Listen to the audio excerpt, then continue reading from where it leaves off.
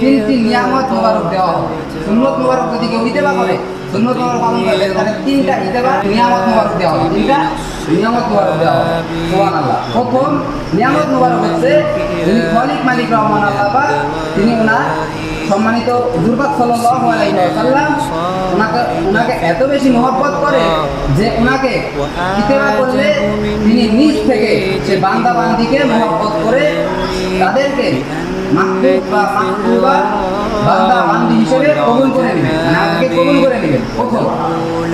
আর দ্বিতীয় নিয়ামত মোবারক হচ্ছে মহান আল্লাহ পাক তিনি নিজেই বলে দিচ্ছেন যে আমার রাসূল হুজুর পাক সাল্লাল্লাহু আলাইহি ওয়াসাল্লাম ওনাকে অনুসরণ করলে আমি নিজ থেকে তোমাদের জীবনের সমস্ত গুনাহ কথা ক্ষমা করে দিই। সুবহানাল্লাহ।